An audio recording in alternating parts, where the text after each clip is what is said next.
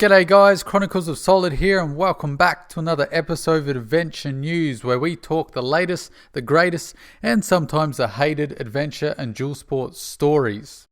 We have two stories for you, both in the 250cc category. The first is the return of the WR250R to the America and Canada market, and second is an EFI KLX250S is due for America pretty soon.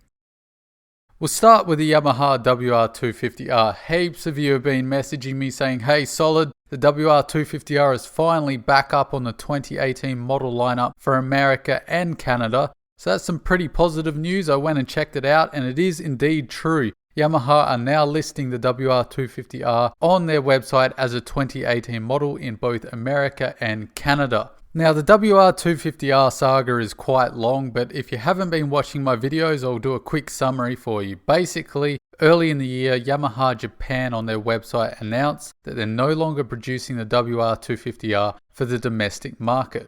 We got extra worried when there was no WR250R listed on the 2018 model lineup for Yamaha America or Canada.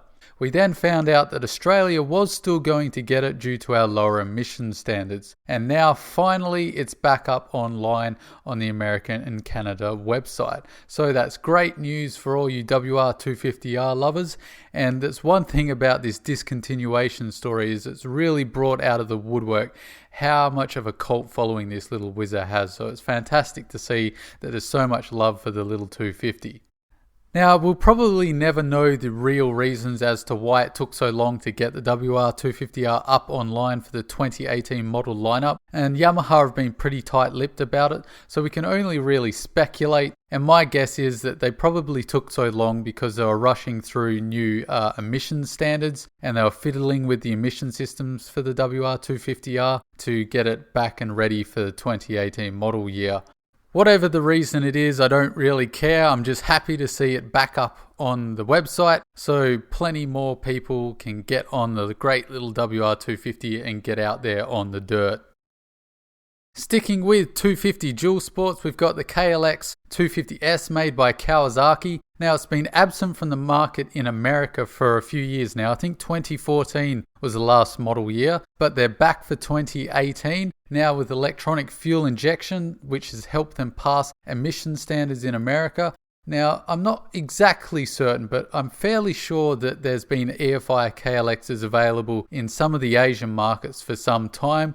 And I'm not sure if it's the exact same EFI system or whether this is a new system. Don't quote me on that part, but you're definitely getting an electronic fuel injected KLX250S for 2018. You're also getting bold new graphics, and those graphics look very similar to the KLR650's digital camo. So it looks pretty good for a little 250 if you ask me.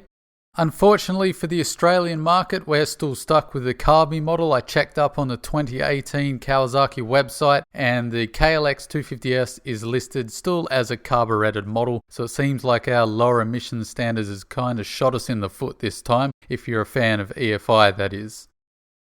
News about both these bikes is really great and I love to hear it because earlier in the year there were a lot of rumblings, especially that Everride video, the death of all dual sports, and we were feeling a little concerned about the segment because it looked like manufacturers were dropping bikes left, right and center and development had kind of stalled.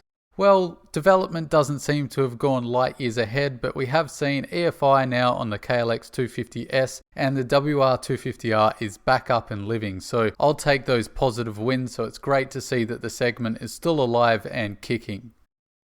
Now, if you're wondering why this time of year is really quiet for adventure news and why the videos aren't as packed as the beginning of the year, and that's because the motorcycle shows in November are coming, the international motorcycle shows, and there's a few in America. There's the Tokyo Motor Show as well, and that's really when the manufacturers love to drop their bikes, especially at ICMA. That's the big place where all the bikes are coming, and that's coming in November. So expect to see just a plethora of new bikes, of which I will keep you updated of course, because it's the most exciting part of the year.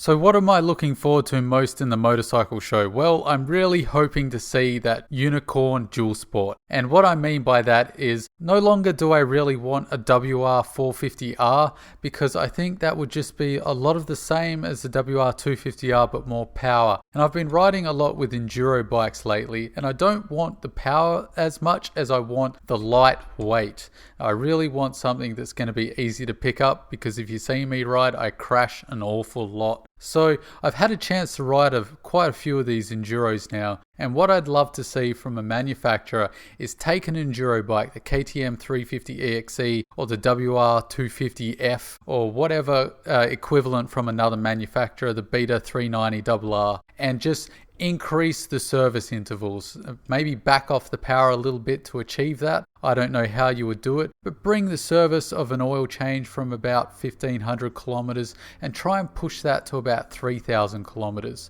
As well as chuck in a cush drive hub for me to smooth it out on the road, and finally a nice wide ratio 6-speed gearbox. Those three things on a current enduro bike and I would be as happy as a pig in shit. What I think we'll get though is not really anything in the dual sport unicorn range. I think we're probably going to get a huge amount of mid-size adventure bikes, your Yamaha T7, the BMW F900 GS. Those types of bikes I think is what's going to dominate this year. Either way, it's going to be exciting, and as long as the market's moving forward, I'm happy. Anyway guys, that was the short and sweet video of adventure news for this month. Thanks for sticking with me to the end. As always, don't forget to click like, share and subscribe, and please leave your comments down in the comment section below. It's you guys who let me know about that WR250R, so your comments really do help add value to the channel. And it's also really interesting seeing the discussions of what people really want out of bikes or what they're looking forward to. So leave those comments down below. And as always, I've been Chronicles of Solid, and I'll catch you in the next video. See you later, guys.